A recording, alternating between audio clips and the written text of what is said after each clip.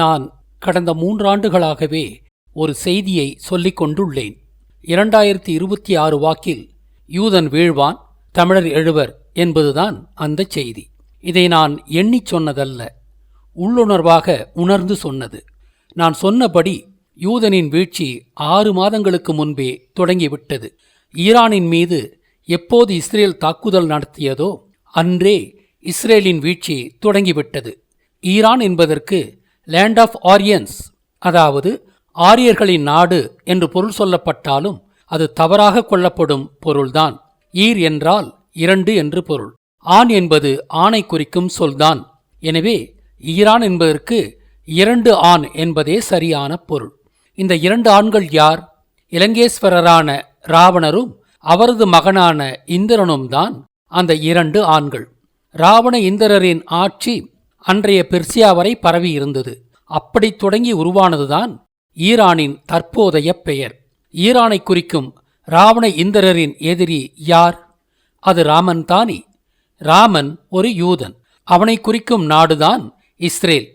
ஆக ஈரானும் இஸ்ரேலும் ஜென்மப்பகையோடு இருப்பது வரலாற்றின் தொடர்ச்சிதானே ஒழிய புதிய யதார்த்தமல்ல.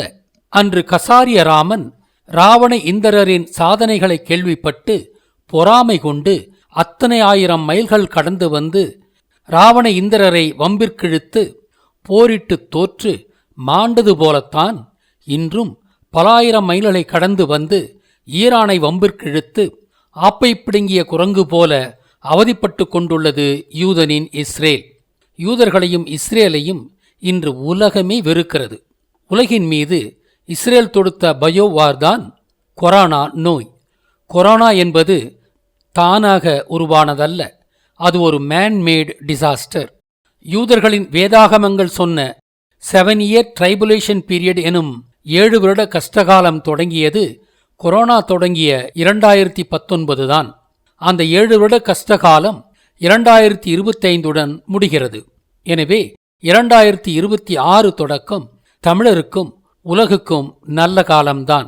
கலியுகத்தின் அங்கமாக கடந்த 700 ஆண்டுகளாக வித்யாரண்யன் எனும் உடுப்பி சங்கராச்சாரியின் திட்டப்படி தமிழர்களாகிய நாம் சொந்த மண்ணிலேயே இன்று வரை அடிமைகளாக வாழ்ந்து கொண்டுள்ளோம். நம்மை அடிமைப்படுத்தி ஆள்பவர்கள் தெலுங்கர்களே.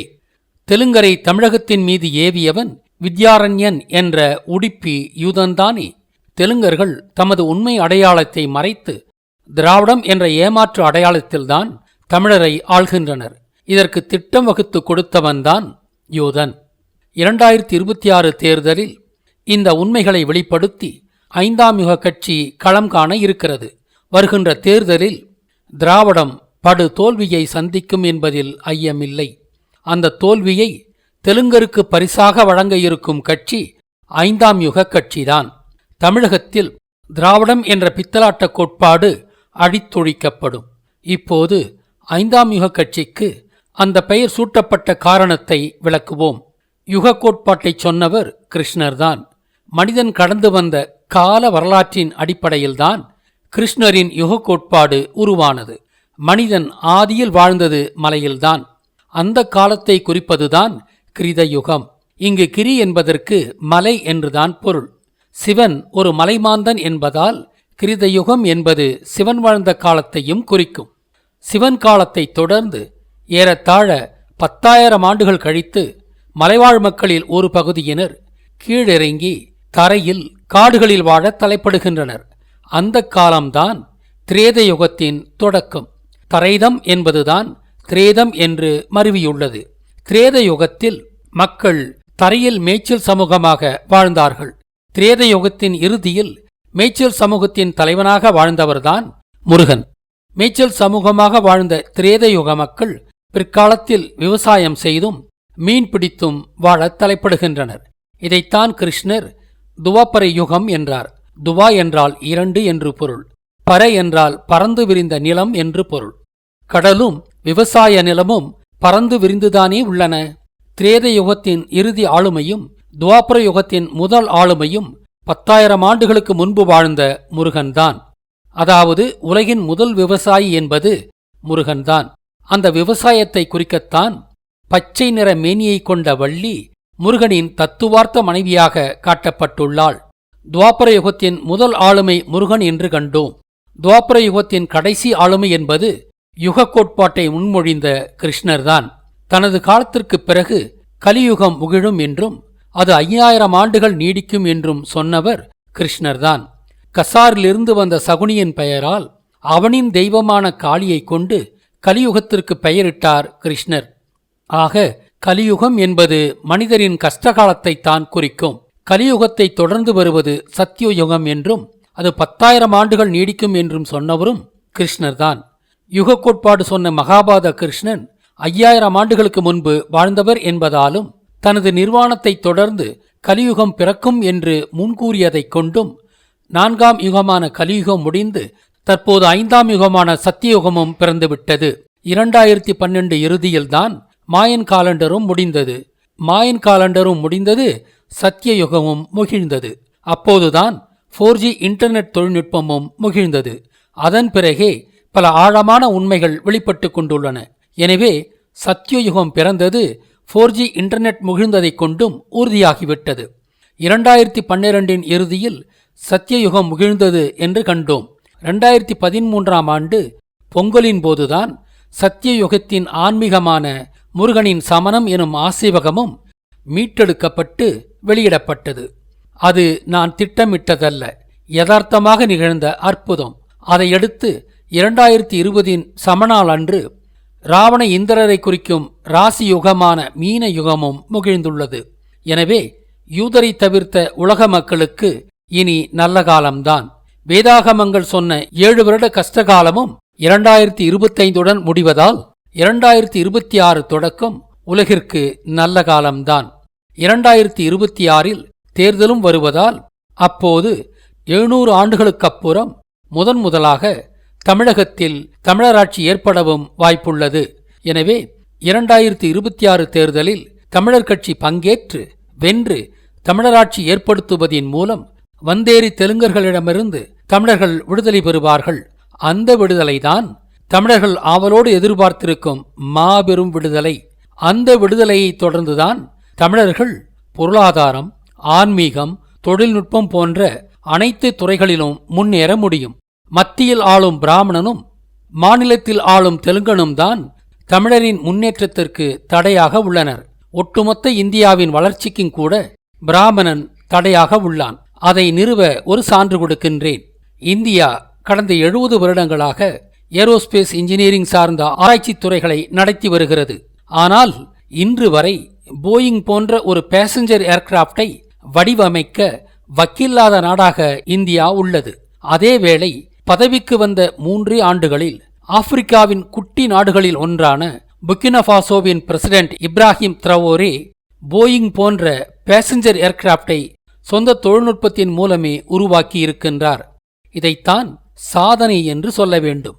அடுத்து சீனா, ஜப்பான், கொரியா போன்ற நாடுகள் அடைந்த வளர்ச்சியை இந்தியாவால் ஏன் அடைய முடியவில்லை? இதற்கு காரணம் இங்குள்ள பிராமணன்தான்.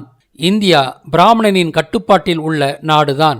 மத்தியில் கூட்டாட்சி, மாநிலங்களில் முழுமையான தன்னாட்சி என்ற அரசியல் அமைப்புதான் பிராமண தலையீடு இல்லாத ஆட்சியையும் வளர்ச்சியையும் இந்திய மாநிலங்கள் காண வழிவிடும்.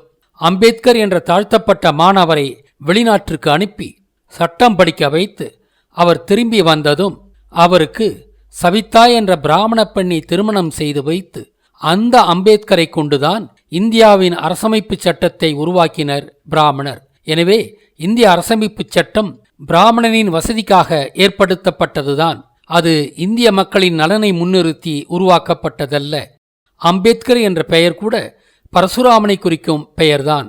அதனால்தான் பரசுராமன் எனும் நைக்கோலஸ் இறந்த நாளான டிசம்பர் 6ஆம் தேதியில் அம்பேத்கரும் கொல்லப்பட்டார். பரசுராமனை குறிக்கும்படி 3 கோபுரங்களைக் கொண்டிருந்த பாபர் மசூதி இடிக்கப்பட்ட நாளும் டிசம்பர் 6 தான். பரசுராமன் தமிழகத்தை ஆண்டு கெடுத்தவன் என்பதாலும் அவன் அழிவின் சின்னம் என்பதாலும் தான் அம்பேத்கரை கொண்டு பிராமணன் இந்தியாவின் அரசமைப்புச் சட்டத்தை இயற்றினான். பிராமண சதியின் ஆழம் புரிகிறதா? இந்தியா வளரக்கூடாது என்பது பிராமணனின் இரகசிய கோட்பாடு. அமெரிக்கா மற்றும் இஸ்ரேலின் கன்சியூமர் ஸ்டேட்டாகத்தான் இந்தியா இருக்க வேண்டும் என்பது பிராமணனின் நிலையான திட்டம். யூதனைப் பொறுத்த மட்டில் உலகில் 2 இனங்கள்தான் உள்ளன. ஒன்று யூத இனம், இன்னொன்று தமிழினம். உலகின் யூதரல்லாத இனங்கள் அனைத்தையும் யூதன் தமிழராகத்தான் பார்க்கிறான். அதனால்தான் இராமாயணத்தை குறிக்கும் 1ஆம் உலகப் போரையும் மகாபாரதத்தை குறிக்கும் 2ஆம் உலகப் போரையும் ஐரோப்பாவை மையமாக கொண்டு நிகழ்த்தினான் யூதன். தமிழ் இனம் உலகின் மூத்த இனம் என்பது யூதனுக்கு தெரியும். யூதரின் சதிகளை உணர்ந்துள்ள நமக்கு இந்தியாவில் பிராமண தலையீடு இல்லாத அரசியலை உருவாக்க வேண்டிய தேவை உள்ளது. அந்த பிராமண தலையீடு இல்லாத அரசியலுக்கான போராட்டத்தை தொடங்கி வைக்கும் தகுதி தமிழ்நாட்டிற்கே உள்ளது. ஆனால் அந்தோ பாவம், தமிழ்நாட்டை ஆள்பவர்கள் தமிழரல்ல, தெலுங்கர். தமிழகத்தில் தெலுங்கரை வீழ்த்தினால் மட்டுமே இங்கு நாம் எதையும் சாதிக்க முடியும். எனவே திராவிடம் எனும் தெலுங்கு சக்தியை வீழ்த்துவதால் தமிழருக்கு மட்டும் நன்மை விளையாது, ஒட்டுமொத்த இந்தியாவிற்குமே நன்மை விளையும். எனவே தற்போது நமது முழு கவனமும் திராவிடத்தை வீழ்த்துவதில் மட்டுமே இருக்க வேண்டும். 2026 தேர்தலில் திராவிடம் வீழும். நான் ஏற்கனவே சொன்னபடி 2026 தொடக்கும். தமிழருக்கும் யூதரல்லாத உலகிற்கும் இனி நல்ல காலம்தான். இந்த இனிப்பான செய்தியோடு 2026இல் அடியெடுத்து வைப்போம். தமிழருக்கு எதிரான சவால்களை எதிர்கொண்டு வளமான தமிழகத்தை கட்டி எழுப்புவோம். வாருங்கள். இப்போது நாம் எதிர்கொள்ளும் நெருக்கடி சத்திய யுகத்திற்கு நம்மை அணியப்படுத்தும் யுக மாற்றத்திற்கான நெருக்கடிதான். இந்த நெருக்கடியின் முடிவில் மனிதகுலத்தின் பகை சக்தி அழிந்து போகும். வெற்றி நமதே. நமது கடவுளர் இந்த மண்ணை காத்து நிற்கிறார்கள். தமிழ்நாடு கடவுளரின் பூமி. தத்துவங்களும் ஆன்மீகமும் தழைத்த தமிழ்நாடுதான் உலகிற்கு வழிகாட்டும் நிலம் என்பதை தமிழகத்தின் கிழக்கு திசையின் மனித முகத் தோற்றம் வெளிப்படுத்துகிறது. இது இயற்கை உலகிற்குச் சொல்லும் அரிய செய்தி. எல்லோருக்கும் இனிய புத்தாண்டு வாழ்த்துக்கள்.